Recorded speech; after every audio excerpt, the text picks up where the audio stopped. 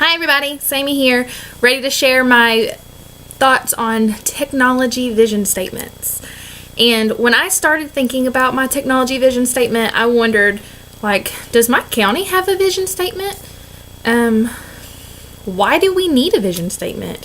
Why do I have to write a vision statement for everything I do?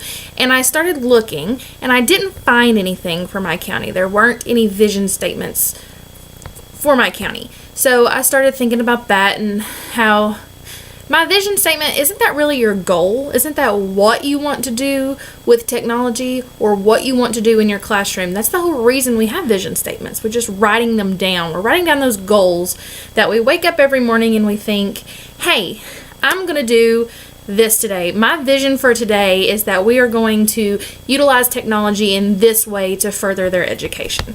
So I started thinking about that and thinking about my personal vision statement. And my vision statement that I would write down for my classroom would be to incorporate technologies into daily education and communication to create an environment that is encouraging learning for everyone involved. And that includes my parents, my supervisors, my students. I want everyone to be involved in the communication and the learning that's happening on the technology. I have Class Dojo that I share with my students. They can see what their behavior is. My parents can see what their behavior is. We can communicate on there. The students can upload their work that they're proud of and have their own profile to share with their parents. And things like that really encourage them in their learning to be proud of what they're doing and how they're learning, but also to communicate that with their parents and for them to see it and how proud they are of it. And I really love that. And it's great because my administrators can also get on there and they can see and comment and tell my students how great they're doing. So those are some things that I'm already doing in my classroom that I love. I also think that technology is ever changing. It's something that's going to constantly happen. That's not new. That's been happening since I was a kid. I remember when we got a desktop computer and it made the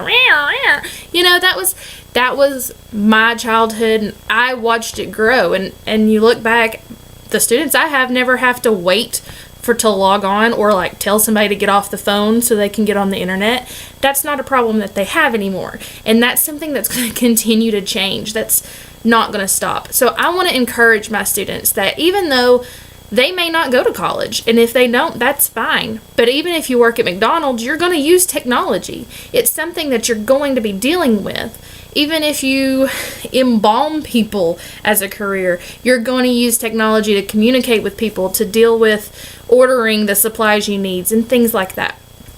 So I want to encourage my kids, and I find that technology has given me the ability to make their learning more personal. I can assign something to Johnny and Susie and it be different skills or different levels of the same skill, and they aren't looking at each other's computers to say, well, hers is harder than mine, or hers is easier, that's not mine, or they're doing the wrong thing. They're focused on their own learning when they're using technology because it's such a part of their lives now. So I'm very excited about this class and about using that technology. I mean, again, I only have 5 Chromebooks, so we're not one-to-one, but even with those 5 Chromebooks, when I'm using small groups, they can do their own individualized learning in that center while I'm with another group. And that's really great for them.